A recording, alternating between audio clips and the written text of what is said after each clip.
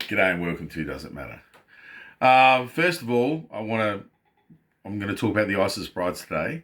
Am I concerned that they're coming to Australia? Yes, of course I am. I'm concerned with anyone who spent over a decade radicalised amongst the most radicalised, most vile, putrescent, disgusting Neanderthal barbarians that exist on the planet. Of course I am. And they've raised children amongst them in camps in Syria. Most of the refugee camps are some of the most radicalised, hardcore, extreme and violent places. We technically shouldn't be taking anyone from those camps at all. The responsibility of a politician is primarily and almost exclusively to the citizens of his country or her country, not to people who have been engaged in a multi-generational series of conflicts that have nothing to do with us. So get me right on that. I'm also not a fan of Albanese at all, okay? I think he's in some respects a traitor. I think he has joined many, many leaders in betraying the Australian people and not raising our royalties substantially, and also bringing in higher taxes, reasonable taxes, which other countries have done decades ago, to build up our own national wealth future fund, a proper future fund of trillions of dollars. We could easily have had that now. Our mining exports dwarf Norway's, and they've got $3 trillion after 25, 30 years of doing it. We could have more. We could have hyperfast railway. We could have incredible breakthroughs in science. Technology could be done here. We could be building chips here. We could be doing all kinds of amazing technological breakthroughs here instead of developing them and then seeing them industrialized elsewhere. We could be refining our own fuel. We could be doing lots of things, building gigawatt solar thermal reactors in the desert. We could be doing so many things we don't have the money for because Albanese and his predecessors have sold us out to the big end of town. It's that simple. They can equivocate, they can engage in rhetoric and deflection all they want. They're lying sacks of shit. They're fake. However, when it comes to the ISIS brides, yes, I'm really concerned about them coming back. I'm really concerned about bringing those kids back, okay, who can be horribly brainwashed in those camps, and there's ample evidence of it. Louis Theroux and a whole range of other journalists have gone into those camps repeatedly and spoken to the children. They've had stones thrown at them. They've been assaulted. This is children, okay?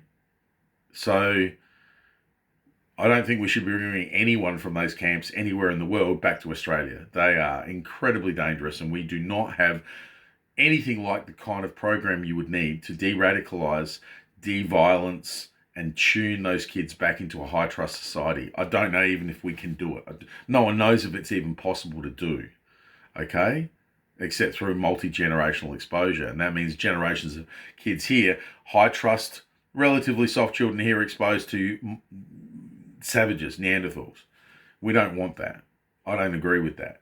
But everyone's busting Albanese's balls about something he has actually very little control over.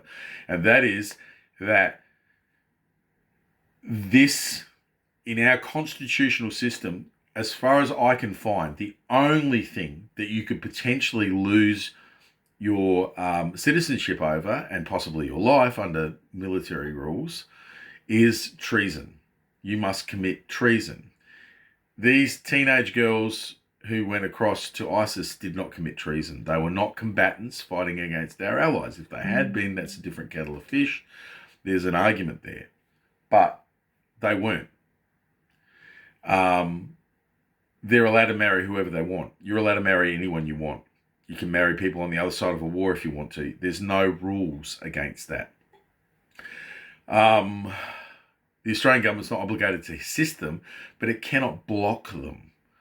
See, citizens have a right to return. There's a right to return for all citizens in most modern countries. You have a right to return. You can't be blocked. Certainly not in our liberal democratic constitutions. So social democracies, liberal democracies automatically allow citizens to return. If they want to come back and they can make their way back, Albanese cannot technically stop them. It's as simple as that. From what I can find, I've had a brief chat with a guy who is a constitutional lawyer, and he can't see how they could do it without some pretty big legal changes, which are never going to happen. And I know a lot of people say, we should be able to change the constitution and kick any dud that we want out. Well, therein rests the rub. There's the problem. Who are you going to start kicking out? Dole bludgers? You're going to kick out people you don't like, people you disagree with? That's the problem. Citizenship needs to be sacred. It needs to be the kind of thing that is pretty much untouchable. And it's why we need to be extremely careful about who we give citizenship to. All right? People coming to live here shouldn't be automatically given citizenship after X amount of time. They shouldn't. They should have to earn their citizenship. Citizenship is not something that should be given. The whole fucking idea of giving citizenship to someone is insane. They should have to earn it. Having children here helps, but also what's their contribution to the society? Do they understand it? Are they committed to a liberal democracy or a social democracy, depending on which country they're in? Are they committed to assimilation? Are they committed to integration? Are they committed to living in peace? Or are they part of a pernicious, expansionary ideology, whatever it is, because there's several in the world today? We don't want them. We don't want them at all. They can fuck right off. But if they're already Australian citizens and they were already born here, we cannot stop them. Albanese can't stop them. People are busting his balls about the wrong thing. Bust his balls about being a traitor. Bust his balls about selling us out to the top end of town. Bust his balls about a whole range of things that he deserves to have his balls busted over. The ISIS brides, some of them will come home, and that will be that. And we're going to have to deal with that as it may be. Well, they should have an eye on them for the rest of their lives and their children to make sure, okay? The kind of toxic poison that exists in the world in the more extreme groups, okay? I'm not going to name or label them because that'll just invite people to start pointing the fingers at each other. But there's plenty of them. Those, we don't want them here. We don't need them here. We've already got some. We don't need any more. Okay? We've got communists. We've got mad Islamists. We've got occasional, not many that left, white supremacists. We've got all kinds of weirdos here. Okay? We do. Why would we import more? But in this particular instance, they were born here. They're probably coming home. We should make our peace with that and then deal with it as we may be. The real issue isn't the ISIS brides. It's the tidal wave of people coming into this country where there's not even adequate homes for them. There's not services for them. And our own citizens are suffering as a result. There's not enough jobs. There's not enough services. Pays are low. They dilute the wage growth horribly. If we didn't have hundreds of thousands of people coming into the country and working, we would have substantially higher wages by now. Substantially. We would not have the cost of a living crisis that we currently have. It might still be expensive, but it wouldn't be what it is now. We also wouldn't have the rampant house prices. We wouldn't have the runaway house prices that we've suffered for that close to 20 years now. We wouldn't have that. Pardon me. A lot of things that currently exist wouldn't exist or be anywhere near as bad if it weren't for massive migration on top of a bunch of other linked policies like negative gearing, capital gains tax discounts, and just the incredible corruption of the whole real estate industry, land banking, property reserving, all the little games they play to drive up property costs. And there's so many more. This country is horribly corrupt in some ways. And at the upper echelons, we are very corrupt. It's surprisingly at the middle and lower levels of society, Australia is a pretty clean country. We don't have bribes, we don't have those kinds of things. It's the rich, it's the powerful who are incredibly corrupt here, who do deals, who do little deals and arrangements with each other. So if you're going to bust Albanese's balls, bust his balls about the legit reasons that you should be busting his balls. Betrayal of the Australian people, betrayal of our commodities, the sale of our endless, humongous streams of commodities for unbelievably cheap prices, allowing the Japanese to on-sell our own gas. On-sell our own gas for next to nothing. Literally for next to nothing, and no tax on that. It's incredible. Why are we allowing that to happen? Why? We are ruled by cowards. Multiple countries, from Argentina to the UK to Norway to Germany, don't allow that. So why are we allowing it? There's a simple and accurate answer. We are ruled by cowards who are probably, to some degree, bought out, who are compromised in some way, form, or fashion. Whether it's compromised by their ideology, their pernicious, foolish ideology, or by other things. Blackmail, dirt, favours done, money paid, who knows? But they're compromised one way or the other. And we need to remove them. Labor, Liberal, got to go. I'm not sure that Pauline Hanson is any better. Pauline's had her own share of fraud issues, and she's another populist as far as I'm concerned. I don't know that we have a decent alternative at the moment. There's Gerard Rennick, but he's a pretty hardcore libertarian. So in some ways I like him. In other ways I think he's not so much. But at least he's an economist. At least he has a clue about how the economy actually functions.